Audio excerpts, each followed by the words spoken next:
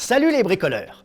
Aujourd'hui, nous allons voir ensemble comment choisir le modèle de poêle le plus adapté à vos besoins et comment l'installer en toute sécurité avant l'hiver.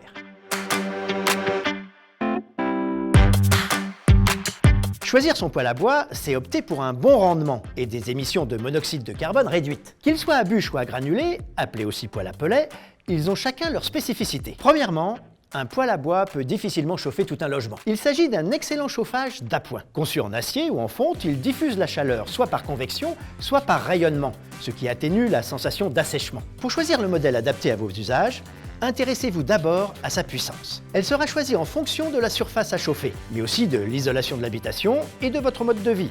Est-ce que vous êtes souvent chez vous la journée? Est-ce que vous partez souvent le week-end? Ensuite, intéressez-vous au rendement. Il correspond au rapport entre l'énergie produite par le poêle et celle qu'il consomme. Notez qu'à partir d'un rendement de 70%, il est possible de bénéficier d'un joli crédit d'impôt. Qu'il soit à bûche ou à granulés, je vous conseille de privilégier un poêle à double combustion, qui permet de brûler les gaz résiduels et offre un rendement supérieur à 80%. Concernant l'emplacement de votre poêle, pour une meilleure distribution de la chaleur, installez-le au centre de la pièce, surtout si elle est grande.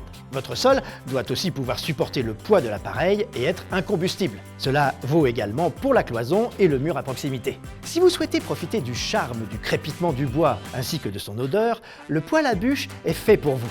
Vous pouvez admirer ses flammes à travers sa porte vitrée et bénéficier de sa montée rapide en température. Prenez bien en compte la taille du foyer, car elle déterminera celle des bûches et donc votre budget bois. Ces dimensions déterminent également son autonomie, qui peut aller de 5 jusqu'à 12 heures. Simple d'entretien, vous n'aurez qu'à vider le cendrier, nettoyer le corps de chauffe environ 2 fois par mois et la vitre occasionnellement. Seul inconvénient, il faut prévoir un espace de stockage important pour les bûches, en extérieur et sous abri. Si vous préférez le style moderne, c'est un poêle à granulés qu'il vous faut.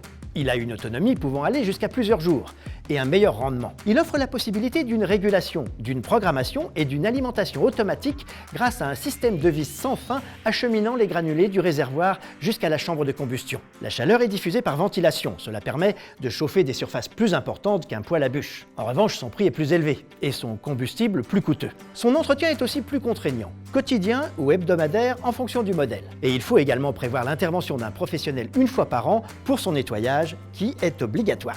Concernant l'installation de votre poêle, elle nécessite l'existence d'un conduit de cheminée restauré par un tubage en inox. Mais elle peut aussi se faire par ventouse, si votre logement n'en dispose pas. Quoi qu'il en soit, je vous déconseille de procéder à son installation vous-même. De très nombreuses règles de sécurité doivent être respectées, et la loi impose certaines normes afin d'éviter tout risque d'incendie ou d'intoxication. Tournez-vous vers un installateur certifié, RGE Calibois par exemple, qui prendra en main toutes les étapes pour vous permettre de profiter de bons moments au coin du feu. Voilà, vous savez tout. Et nous, on se retrouve le mois prochain pour une nouvelle chronique bricolage.